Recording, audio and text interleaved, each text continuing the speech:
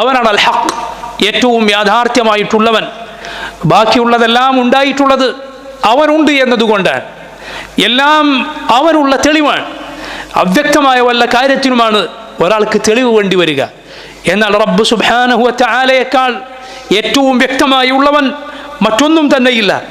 അതുകൊണ്ടാണ് മനുഷ്യൻ്റെ ശുദ്ധ പ്രകൃതി, അവൻ്റെ ഫിത്രത്ത്, അള്ളാഹു ഏതൊരു ശുദ്ധ പ്രകൃതിയിലായി അവനെ പടച്ചുവോ അത് പറയുന്നത് റബ്ബ് സുബ്ഹാനഹു വ തആല ഉണ്ട് എന്നാണ്. അവൻ്റെ നേർബുദ്ധി അവനോട് പറയുന്നത് അതാണ്. അള്ളാഹു സുബ്ഹാനഹു വ തആലയെ നിഷേധിക്കാൻ ആർക്കാണ് സാധിക്കുക? അഫില്ലാഹി ശക്കുൻ ഫാത്തിറിസ് സമാവാതി വൽ അർദ്. അള്ളാഹുവിനെ കുറിച്ചോ സംശയം? ആകാശഭൂമികളെ പടച്ച റബ്ബിനെ കുറിച്ച്. അതുകൊണ്ട് സൃഷ്ടികൾക്കെല്ലാം എന്തെങ്കിലും ഒരു ആലോചനയോ അല്ലെങ്കിൽ എന്തെങ്കിലും ഒരു അധ്യാപനമോ ഒന്നുമില്ലാതെ തന്നെ അവരുടെ ഉള്ളിലുള്ള കാര്യമാണ് അവർക്കൊരു സ്രഷ്ടാവുണ്ട് എന്നത്. റബ്ബ് സുബ്ഹാനഹു വ തആല അവരുടെ എല്ലാം ഖാലിഖാണ് എന്നത് അള്ളാഹു ഖുർആനിലൂടെ ചോദിച്ചിരിക്കുന്നു. അം ഖുലിഖൂ മിൻ ഗൈരി ഷൈഇൻ അം ഹുമുൽ ഖാലിഖൂൻ അം ഖലഖുസ് സമാവാതി വൽ അർദ് ബൽ ലാ യുഖിനൂൻ. അം ഖുലിഖൂ മിൻ ഗൈരി ഷൈഇൻ, യാതൊന്നും ഇല്ലാതെ അവർ പടക്കപ്പെട്ടതാണോ? അം ഹുമുൽ ഖാലിഖൂൻ, അതല്ല അവർ തന്നെയാണോ സൃഷ്ടികർമ്മം നിർവഹിച്ചവർ? അവരാണോ അവരെ പടച്ചത്? അം ഖലഖുസ് സമാവാതി വൽ അർദ്, അതല്ല ആകാശങ്ങളെയും ഭൂമിയെയും പടച്ചത് അവരാണോ? ബൽ ലാ യുഖിനൂൻ, അല്ല അവർ ഉറച്ചു വിശ്വസിക്കുന്നില്ല.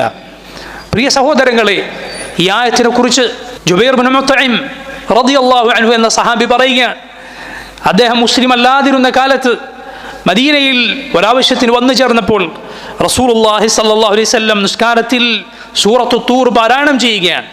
ഈ ആയത്തുകൾ എത്തിയപ്പോൾ അദ്ദേഹം പറയുകയാണ്, കാദ ഖൽബി അൻ യതീർ, എൻ്റെ ഹൃദയം അതിൻ്റെ സ്ഥാനത്ത് നിന്ന് പാറിപ്പോകുമെന്ന് എനിക്ക് തോന്നിപ്പോയി. വദാലിക അവ്വലു മാ വഖറൽ ഈമാനു ഫി ഖൽബി, എൻ്റെ ഹൃദയത്തിൽ ഈമാൻ ആദ്യമായി സ്ഥാനം പിടിച്ചത് ഈ ആയത്ത് കേട്ടപ്പോഴാണ്. അള്ളാഹുവിൻ്റെ ചോദ്യം നോക്കൂ, അം ഖുലിഖൂ മിൻ ഗൈരി ഷൈഇൻ അം ഹുമുൽ ഖാലിഖൂൻ, അവരൊന്നുമില്ലായ്മയിൽ നിന്നുണ്ടായതാണോ? നമുക്ക് കാണാൻ സാധിക്കുമോ അങ്ങനെ തനിയെ ഉണ്ടാകുന്ന വല്ലതിനെയും? അല്ല, നാം തന്നെയാണോ നമ്മെ പടച്ചത്? അതെങ്ങനെ സാധിക്കാനാണ്? നാം തന്നെ ഇല്ലാതിരിക്കെ നാം എങ്ങനെ നമ്മെ സൃഷ്ടിക്കാനാണ്? ഒരാൾ നമ്മോട് വന്ന് പറയുകയാണ് ഒരു കൊട്ടാരത്തെക്കുറിച്ച്, ഒരു മണിമേടയെക്കുറിച്ച്, ഒരു വലിയ മണിമാളിക ഭദ്രമായി അത് നിർമ്മിക്കപ്പെട്ടിരിക്കുന്നു, അതിനാളുകൾക്ക് വേണ്ടുന്ന സൗകര്യങ്ങളെല്ലാം ഒരുക്കിയിരിക്കുന്നു, വിരിപ്പുകൾ വിരിച്ചിട്ടുണ്ട്, ഭംഗിയേറിയ പൂക്കൾ അതിനു ചുറ്റും സംവിധാനിച്ചിട്ടുണ്ട്, അതിനു മുന്നിൽ പൂന്തോട്ടമുണ്ട്, അതെല്ലാം കൃത്യമായ രൂപത്തിൽ ഇങ്ങനെ കാണുകയാണ്.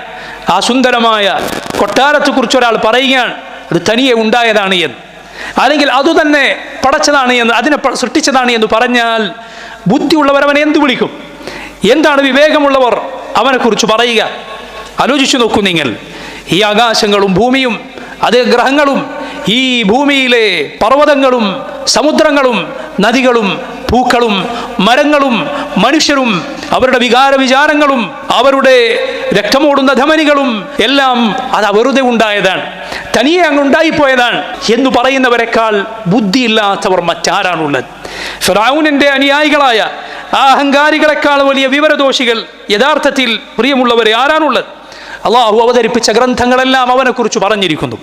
അവൻ്റെ റസൂലുകൾ അവരുടെ സത്യസന്ധതയെക്കുറിച്ച് ലോകത്തെ മനുഷ്യർക്ക് സംശയമില്ല. കോടാനുകോടി മനുഷ്യരുടെ സാക്ഷ്യമുണ്ട് അവരുടെ സത്യസന്ധതയ്ക്ക്. അവരെല്ലാം റബ്ബിനെ കുറിച്ച് പറഞ്ഞിരിക്കുന്നു. നാം അതാ ആ റബ്ബുണ്ട് എന്നത് അനുഭവിക്കുന്നവരാണ് നമ്മൾ. ആരാണ് പ്രാർത്ഥനകൾക്ക് ഉത്തരം നൽകുന്നവൻ? മുഹമ്മദുൻ സല്ലല്ലാഹു അലൈഹി വസല്ലം മിമ്പറിന്റെ മുകളിൽ കയറി ആകാശത്ത് മേഘത്തിന്റെ ഒരു കഷ്ണം പോലും ഇല്ലാത്ത സമയത്ത് ഇരു കൈകൾ ഉയർത്തി പ്രാർത്ഥിച്ചപ്പോൾ മഴ വർഷിപ്പിച്ചവൻ ആരാണ്?